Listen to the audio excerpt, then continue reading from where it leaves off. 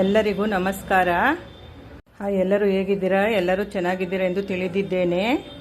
ಈಗ ನಾನು ಟೊಮೆಟೊ ದೋಸೆ ಮಾಡೋದಕ್ಕೆ ಒಂದು ಬೌಲು ಅಕ್ಕಿ ಹಿಟ್ಟನ್ನು ತಗೊಂಡಿದ್ದೀನಿ. ಅದರಲ್ಲಿ ಅರ್ಧ ಗೋಧಿ ಹಿಟ್ಟು, ಅದರಲ್ಲಿ ಕಾಲು ಭಾಗ ಕಡಲೆ ಹಿಟ್ಟು ತಗೊಂಡಿದ್ದೀನಿ. ಅದಕ್ಕೆ ಒಂದು 3 ಬ್ಯಾಡಗಿ ಮೆಣಸಿನಕಾಯಿ ನೆನೆಸ್ಕೊಂಡಿರೋದನ್ನು ಹಾಕ್ಕೋತಾ ಇದ್ದೀನಿ. ಅದಕ್ಕೆ ಟೊಮೆಟೊ ದಪ್ಪದು ಒಂದು ಟೊಮೆಟೊ ಹಾಕ್ಕೋತಾ ಇದ್ದೀನಿ. ಹೀಗೆ 1 ಕಪ್ಪು ಮೊಸರು ಹಾಕ್ಕೋತಾ ಇದ್ದೀನಿ. ಈಗ ಇದನ್ನು ಮಿಕ್ಸಿ ಮಾಡ್ತೀನಿ.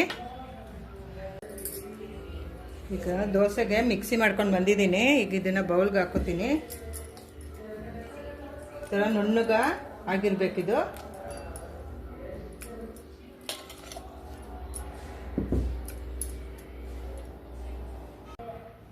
ದೋಸೆ ಹಿಟ್ಟು ರುಬ್ಕೊಂಬಂದಿದ್ದೀನಿ, ರೆಡಿಯಾಗಿದೆ. ಈಗ ಅದಕ್ಕೆ ರುಚಿಗೆ ತಕ್ಕಷ್ಟು ಉಪ್ಪನ್ನು ಹಾಕ್ಕೊಳ್ತೀನಿ.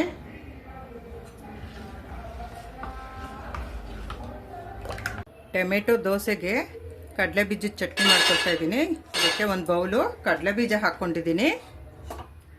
ಈಗ ಕಡಲೆ ಬೀಜ ಹುರ್ಕೋತೀನಿ.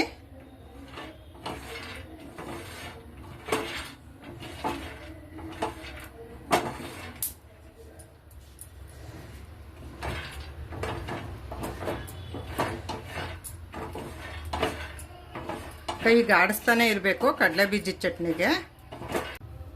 ಕಡಲೆ ಬೀಜದ ಚಟ್ನಿಗೆ ಕಡಲೆ ಬೀಜ ಹುರಿದಿಟ್ಕೊಂಡಿರೋದು, ಒಂದು 4 ಮೆಣಸಿನ್ಕಾಯಿ, ಒಂದು ಚೂರು ಶುಂಠಿ, ಒಂದು 4 ಬೆಳ್ಳುಳ್ಳಿ ಎಸ್ಲು, ಸ್ವಲ್ಪ ಹುಣಸೆ ಹಣ್ಣು, ರುಚಿಗೆ ತಕ್ಕಷ್ಟು ಉಪ್ಪನ್ನು ನಾನಿಲ್ಲಿ ಹಾಕ್ಕೊಂಡು ಮಿಕ್ಸಿ ಮಾಡ್ಕೊಳ್ತೀನಿ. ಚಟ್ನಿಗೆ ಸ್ವಲ್ಪ ಕೊತ್ತಂಬರಿ ಸೊಪ್ಪು ಹಾಕ್ಕೋತೀನಿ, ಫ್ರೆಶ್ ಕೊತ್ತಂಬರಿ ಸೊಪ್ಪು. ಮಿಕ್ಸಿ ಮಾಡ್ತೀನಿ. ಚಟ್ನಿ ಮಿಕ್ಸಿ ಮಾಡಿದಾಗಿದೆ. ಕಡಲೆ ಬೀಜದ ಚಟ್ನಿ ಟೊಮೆಟೊ ದೋಸೆಗೆ ತುಂಬಾ ಹೊಂದಾಣಿಕೆ ಚೆನ್ನಾಗಿರುತ್ತೆ. ಈಗ ಇದಕ್ಕೊಂದು ಒಗ್ಗರಣೆ ಮಾಡ್ತೀನಿ. ಎಣ್ಣೆ ಇಟ್ಟಿದ್ದೀನಿ, ಅದಕ್ಕೆ ಸ್ವಲ್ಪ ಎಣ್ಣೆ ಹಾಕ್ಕೋತೀನಿ. 1 ಸ್ಪೂನ್ ಆದರೆ ಸಾಕು. ಚಟ್ನಿಗೆ ಸಾಸಿವೆ ಒಂದು ಅರ್ಧ ಸ್ಪೂನು ಸಿಡಿತಾ ಇದೆ. ಸ್ವಲ್ಪ ಕರಿಬೇವು ಹಾಕ್ಕೊಳ್ತೀನಿ. ಒಂದು ಮೆಣಸಿನಕಾಯಿ. ಆಯ್ತು, ಈಗ ಒಗ್ಗರಣೆ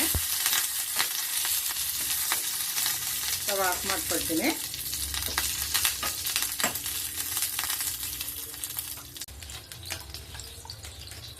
ದೋಸೆ ಹಾಕ್ಕೊತಾ ಇದ್ದೀನಿ. ದೋಸೆ ಹಿಟ್ಟನ್ನು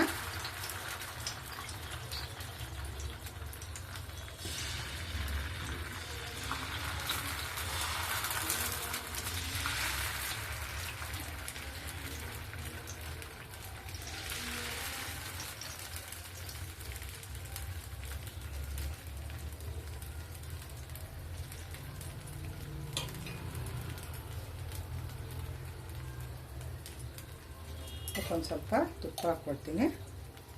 ದೋಸೆ ಸಾಫ್ಟಾಗಿ ಚೆನ್ನಾಗಿ ಬರ್ತಾ ಇದೆ. ಈಗ ದೋಸೆ ತಿರ್ಗಾಕೋತೀನಿ.